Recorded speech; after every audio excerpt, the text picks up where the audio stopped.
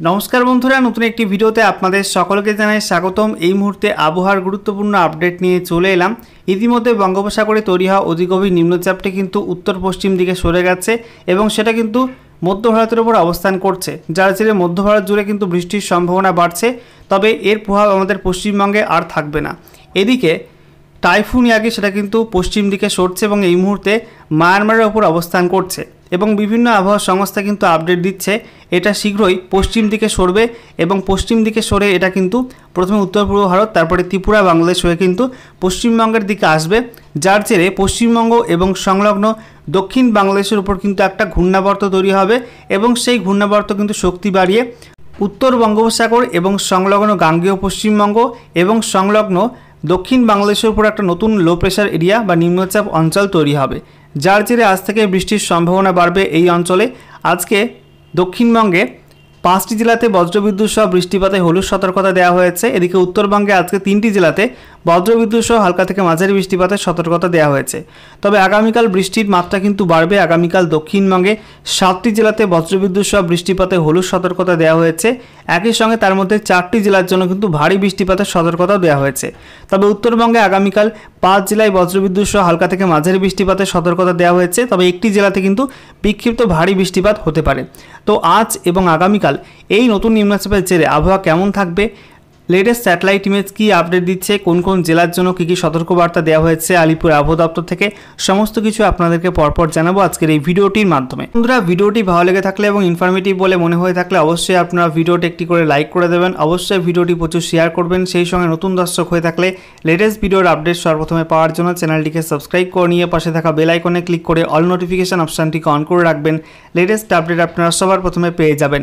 সেই সঙ্গে আমাদের ভিডিওটি আপনি এই মুহূর্তে কোন জেলা থেকে দেখছেন এবং আপনাদের জেলায় এই মুহূর্তে আবহাওয়া কেমন রয়েছে অবশ্যই কিন্তু কমেন্ট বক্সে লিখে জানাতে ভুলবেন না।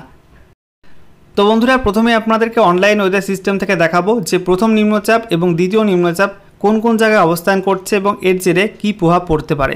দেখতে পাচ্ছেন বঙ্গোপসাগরে তৈরি হওয়া অতিগভীর নিম্নচাপটি কিন্তু দুর্বল হয়েছে এবং এই মুহূর্তে মধ্য ভারতের উপর অবস্থান করছে এবং সেটা কিন্তু এই মুহূর্তে মধ্যপ্রদেশ এবং সংলগ্ন উত্তরপ্রদেশের দক্ষিণ পশ্চিমাংশে কিন্তু অবস্থান করছে। এই যে অঞ্চলটি, এই অঞ্চলের উপর কিন্তু অবস্থান করছে।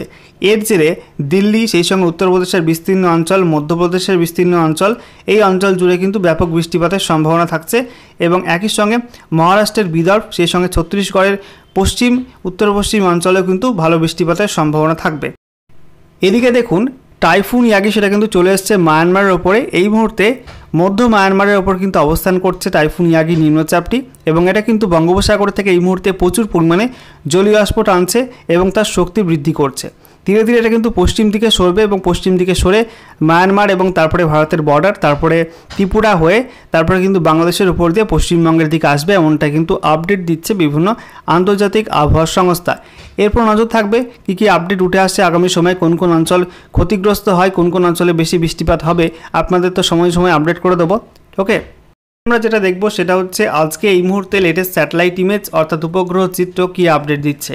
এই মুহূর্তে দেখতে পাচ্ছেন লেটেস্ট স্যাটেলাইট ইমেজ, যেখানে আমরা দেখতে পাচ্ছি এই মুহূর্তে গভীর নিম্নচাপটি কিন্তু মধ্য ভারত এবং সংলগ্ন উত্তর পশ্চিম ভারতের ওপর অবস্থান করছে। দেখতে পাচ্ছেন যে মধ্যপ্রদেশ জুড়ে কিন্তু অবস্থান করছে নিম্নচাপটি। একই সঙ্গে এর প্রভাবে কিন্তু দিল্লি মেঘলা আকাশ, একই সঙ্গে আমরা দেখতে পাচ্ছি মহারাষ্ট্রের বিদর্ভ, ছত্তিশগড়, উত্তরপ্রদেশের দক্ষিণাঞ্চল, এই অঞ্চল জুড়ে এবং সেই সঙ্গে গুজরাটের কিছু অঞ্চল জুড়ে কিন্তু মেঘলা আকাশ রয়েছে। বিশেষ করে মধ্যপ্রদেশ জুড়ে কিন্তু ব্যাপক বৃষ্টিপাতের সম্ভাবনা রয়েছে এবং কোনো কোনো অঞ্চলে কিন্তু রেড অ্যালার্টও জারি রয়েছে।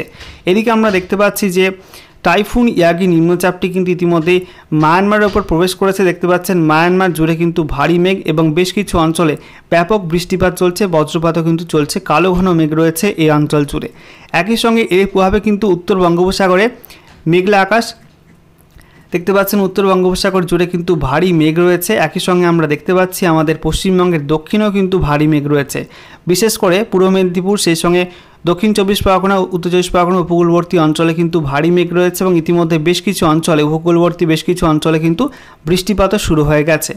এদিকে আমরা দেখতে পাচ্ছি কলকাতা, সেই সঙ্গে হাওড়া, একই সঙ্গে পূর্ব মেদিনীপুর, দক্ষিণ 24 পরগনা, উত্তর 24 পরগনা, এই সব জেলায় কিন্তু কিছু মেঘ তৈরি হয়েছে, বজ্রগর্ভ মেঘ। একই সঙ্গে আমরা দেখতে পাচ্ছি হুগলি, এইসব জেলাতে কিন্তু কিছু বজ্রগর্ভ মেঘ তৈরি হয়েছে। তবে পশ্চিম মেদিনীপুর, সেই সঙ্গে ঝাড়গ্রাম, পুরুলিয়া, একই সঙ্গে আমরা দেখতে পাচ্ছি বাঁকুড়া, সেখানেও কিন্তু আংশিক মেঘলা আকাশ রয়েছে, পুরোপুরি আকাশ পরিষ্কার না। পশ্চিম বর্ধমানেও কিন্তু আংশিক মেঘলা আকাশ রয়েছে। তবে নদিয়া, একই সঙ্গে মুর্শিদাবাদ এবং সেই সঙ্গে বীরভূম, পূর্ব বর্ধমান জেলায় কিন্তু আকাশ একটু হলেও পরিষ্কার আছে। এদিকে মালদা, সেই সঙ্গে উত্তর দিনাজপুর, দক্ষিণ দিনাজপুরে কিন্তু আকাশ পুরোপুরি পরিষ্কার। একই সঙ্গে উত্তরবঙ্গের ওপরের যে 5 জেলা, সেখানে দার্জিলিং, কালিম্পং, জলপাইগুড়ি, আলিপুরদুয়ার, কোচবিহারে কিন্তু আকাশ পুরো পরিষ্কার রয়েছে। এদিকে আমরা দেখতে পাচ্ছি যে বাংলাদেশের উত্তরে কিন্তু আকাশ পরিষ্কার, তবে দক্ষিণে উপকূলবর্তী অঞ্চলে অর্থাৎ সুন্দরবন অঞ্চল, একই সঙ্গে আমরা দেখতে পাচ্ছি এদিকে খুলনা, সেই সঙ্গে কলাপাড়া, মাদবাড়িয়া, শ্যামনগর, একই সঙ্গে আমরা দেখতে পাচ্ছি যে সুন্দরবন অঞ্চল রয়েছে বাংলাদেশের, সেই অঞ্চল জুড়ে কিন্তু ভারী মেঘ এবং বজ্রবিদ্যুৎ সহ বৃষ্টিপাত শুরু হয়েছে বেশ কিছু অঞ্চলে। একই সঙ্গে আপনাদেরকে জানিয়ে রাখবো এই মুহূর্তে কিন্তু ত্রিপুরাতে মোটামুটি পরিষ্কার আকাশ, বেলা বাড়লে কিন্তু মেঘের সমাগম ঘটবে এবং বজ্রবিদ্যুৎ সহ বৃষ্টিপাতের সম্ভাবনা থাকছে। একই সঙ্গে দেখিয়ে দেবো যে এই মুহূর্তে কিন্তু আসাম এবং সংলগ্ন অরুণাচলের ওপর কিন্তু একটা ঘূর্ণাবর্ত রয়েছে, যার জেরে আসামের গুয়াহাটি, একই সঙ্গে ডিব্রুগড় এবং সেই সঙ্গে আরও বেশ কিছু অঞ্চলে কিন্তু দেখতে পাচ্ছেন যে বজ্রগর্ভ মেঘ তৈরি হয়েছে, কালো ঘন মেঘ, এবং এই অঞ্চলে কিন্তু বজ্রবিদ্যুৎ সহ বৃষ্টিপাত ইতিমধ্যেই শুরু হয়ে গেছে এবং আজকে সারাদিন কিন্তু এরকম মেঘলা আকাশ থাকবে। আমরা দেখে নেব আলিপুর আবহাওয়া দপ্তর থেকে যে লেটেস্ট অফিসিয়াল নোটিফিকেশন জারি করা হয়েছে, সেখানে আজ এবং আগামীকাল রাজ্যের কোন কোন জেলার জন্য কী কী ওয়েদার ওয়ার্নিং বা আবহাওয়া সতর্কবার্তা দেওয়া হয়েছে। তো আজকে 11ই সেপ্টেম্বর 2024 তারিখ সকাল 8:30 থেকে আগামীকাল 12ই সেপ্টেম্বর 2024 তারিখ সকাল 8:30 পর্যন্ত যে ওয়েদার ওয়ার্নিং জারি করা হয়েছে, সেখানে বলা হচ্ছে উত্তরবঙ্গের মধ্যে দার্জিলিং, জলপাইগুড়ি এবং আলিপুরদুয়ার, এই 3 জেলায় কিন্তু দু একটা অঞ্চলে বজ্রবিদ্যুৎ সহ হালকা থেকে মাঝারি বৃষ্টিপাত হতে পারে এবং এই 3 জেলার জন্য কিন্তু হলুদ সতর্কতা জারি করা হয়েছে। এছাড়া কালিম্পং, কোচবিহার, উত্তর দিনাজপুর, দক্ষিণ দিনাজপুর, মালদা, এই সব জেলার জন্য কিন্তু কোনো ওয়ার্নিং দেওয়া হয়নি। এই সব জেলায় কিন্তু বৃষ্টিপাতের সম্ভাবনা নেই বললেই চলে। এদিকে দক্ষিণবঙ্গের মধ্যে বলা হচ্ছে মুর্শিদাবাদ, বীরভূম, পশ্চিম বর্ধমান, পুরুলিয়া, বাঁকুড়া, ঝাড়গ্রাম, পশ্চিম মেদিনীপুর, পূর্ব মেদিনীপুর, হাওড়া, কলকাতা, এই সব জেলার জন্য কিন্তু আজকে আপাতত কোনো ওয়ার্নিং দেওয়া হয়নি। তবে নদিয়া, সেই সঙ্গে উত্তর 24 পরগনা, দক্ষিণ 24 পরগনা, হুগলি, পূর্ব বর্ধমান, এই সব জেলায় কিন্তু আজকে দুপুরের পর বজ্রবিদ্যুৎ সহ হালকা থেকে মাঝারি বৃষ্টিপাত হতে পারে এবং সেই সঙ্গে এই সব জেলার জন্য কিন্তু হলুদ সতর্কতা জারি করা হয়েছে আলিপুর আবহাওয়া দপ্তর থেকে। এরপরে দেখুন আগামীকাল 12ই সেপ্টেম্বর 2024 তারিখ সকাল 8:30 থেকে 13ই সেপ্টেম্বর 2024 তারিখ সকাল 8:30 পর্যন্ত যে ওয়েদার ওয়ার্নিং জারি করা হয়েছে, তাতে বলা হচ্ছে উত্তরবঙ্গের ওপরের 5 জেলা অর্থাৎ দার্জিলিং, কালিম্পং, জলপাইগুড়ি, আলিপুরদুয়ার, কোচবিহার, এই 5 জেলায় কিন্তু বিক্ষিপ্ত বৃষ্টিপাত হতে পারে বজ্রবিদ্যুৎ সহ। তবে দার্জিলিং জেলাতে কিন্তু দু একটা জায়গায় বিক্ষিপ্ত ভারী বৃষ্টিপাতের সম্ভাবনা থাকছে এবং এই সব জেলার জন্য হলুদ সতর্কতা দেওয়া হয়েছে। তবে উত্তর দিনাজপুর, দক্ষিণ দিনাজপুর, মালদা, এই সব জেলার জন্য কিন্তু কোনো ওয়ার্নিং দেওয়া হয়নি। এই সব জেলায় কিন্তু বৃষ্টিপাতের সম্ভাবনা নেই বললেই চলে।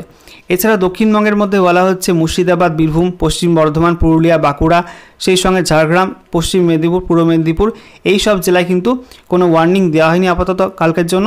তবে নদিয়া, উত্তর 24 পরগনা, দক্ষিণ 24 পরগনা, হুগলি, এই 4 জেলায় কিন্তু আগামীকাল বিক্ষিপ্ত ভারী বৃষ্টিপাত হতে পারে, একই সঙ্গে বজ্রপাতের সতর্কতা রয়েছে। এছাড়া পূর্ব বর্ধমান, হাওড়া, কলকাতা, এই 3 জেলার জন্য কিন্তু বিক্ষিপ্ত বজ্রবিদ্যুৎ সহ হালকা থেকে মাঝারি বৃষ্টিপাতের সতর্কতা দেওয়া হয়েছে এবং এই 7 জেলার জন্য কিন্তু আগামীকাল হলুদ সতর্কতা জারি করেছে আলিপুর আবহাওয়া দপ্তর।